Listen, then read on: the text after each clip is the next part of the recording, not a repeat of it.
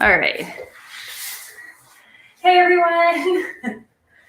Thanks for joining me in a little tutorial on pain-free back bends. I apologize for being a couple minutes late. I was having technical difficulties, but I'm here now, and this is going to be brief, so it's all going to work out just fine. A question came up recently in our Ashtanga for All Facebook group regarding pain in the back during forward bends. And this is really common for students practicing primary series. So what happens when you forward bend is that there's a lot of flexion in the back. And of course, the flexion varies tremendously student to student, body type to body type. When the back is flexed, there's actually the discs the discs of the spine get pushed a little bit forward.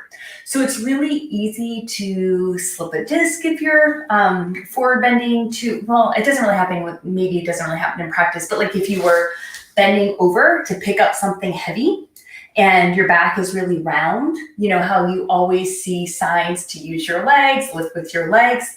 And that really is, you can relate that very directly to what we're doing in practice, because if you're forward bending in this state of extreme flexion and really kind of pulling yourself into a forward bend, then it almost is like lifting a heavy box with your back. It's really easy to get hurt this way. When you're forward bending like this, when you're in that state of flexion in the spine, there's actually less room for your vertebra. And so they get pushed, they get slipped. And even if they're not getting that severe of an injury, it's very easy to pull ligaments around the back. Happens frequently in postures like Supta Krimasana. It can certainly happen in any forward bend. Really, really common. So what do you do if you are having pain in forward bends? Well, first of all, it's common, like I said, you're not the only one, and most likely you aren't doing anything wrong. It's not necessarily that you have bad alignment or that there's anything that you're doing wrong. Sometimes these things just happen in practice, so it's not your fault. Let's look at ways you can change that. One of the reasons this happens is tight hamstrings or lack of mobility through the pelvis. So if you're really trying to forward bend and you've got tight hamstrings and you've got no movement through here, this is when the back ends up overly flexed.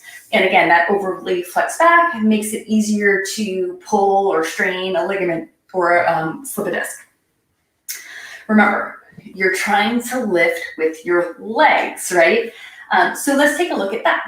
The first easiest thing I always have students do is get a blanket and sit on it. So this is one of those typical Mexican yoga blankets. I'm going to stick a link into it in the Facebook group later so you can, I'm going to show you exactly what props that I like to use. And what I suggest is, this is kind of your typical yoga fold.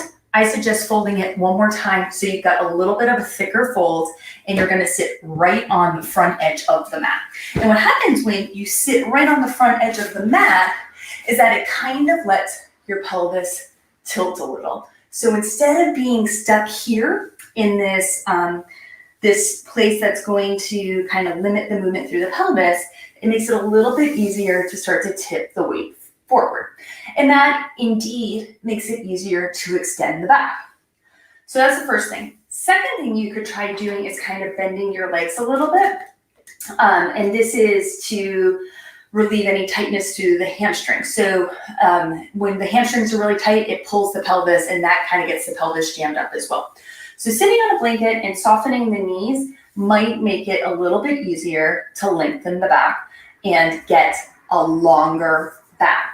So the long back is going to, that's basically you're kind of moving into more of a neutral position with your back. Neutral would be similar to your natural posture, or you're moving into an extended back, a long back.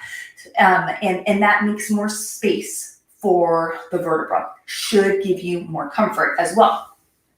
So that would be the first suggestion: sit on a block, play with bending the knees a little bit.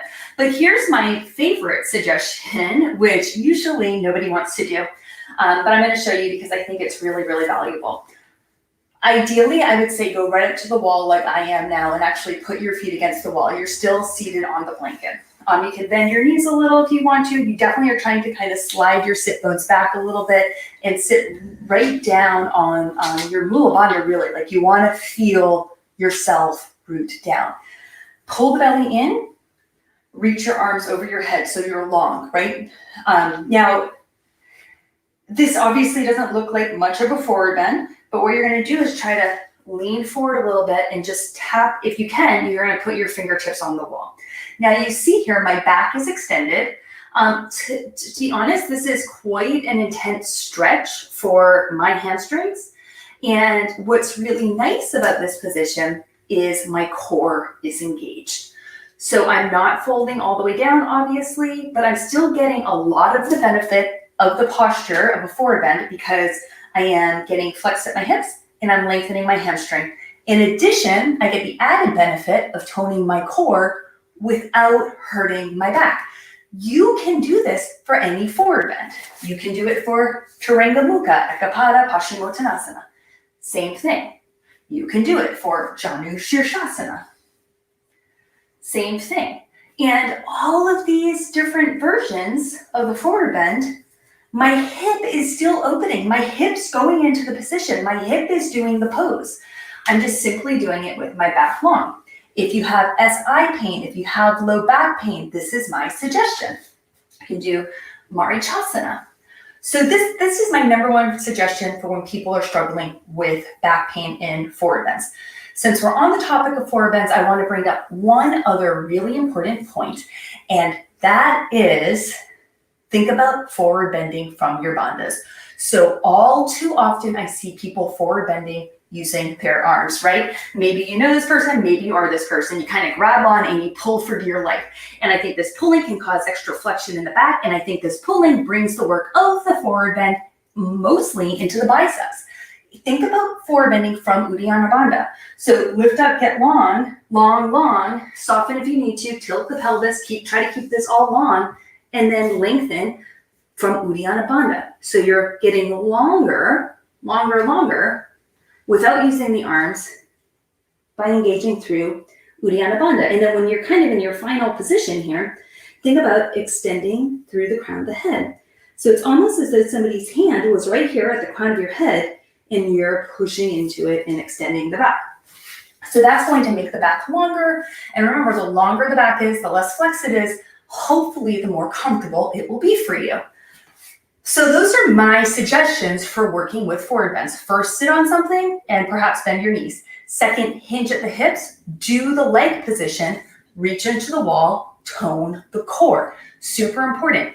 Typically, when there's a back injury, you have a pain on the back side of your body, you want to kind of meet the opposite muscle to help relieve it and strengthen it. So that would be your core. And finally, think about lengthening the torso in your forward bends by using Uddiyana Bandha, not your arms. So hopefully these things will help you find more comfort in in forward bending. But ultimately, if this isn't working for you, I do think that there's a lot of situations where students are actually better off moving into second series, maybe kind of ahead of schedule, if you will, because second series tends to really, there's a lot of back bending in it. So it's actually quite the opposite direction of a lot of these primary series poses. And it really tends to help people with back pain a lot. There's a lot of therapeutic reasons that you would move into second series, even if your primary series isn't perfect. So a lot of injuries that come up in primary series can actually be, for lack of a better word, corrected working into second series. So I hope that this was helpful for you and informative for you. And with that, I'm happy to answer any questions that you have. If you want to drop them in the comments here, I'm checking them out. Okay, well, thank you so much for tuning in. Be sure to, if you haven't already, download the practice calendar. By downloading that practice calendar, you also are signing up for my email list. And I am going to send out a freebie in my next email with practice options, a PDF freebie with a whole bunch of different practice options. So I hope that you're on my list so you can get that. And again, thank you so much for tuning in. I hope that this will help you have pain-free back bends. Bye-bye.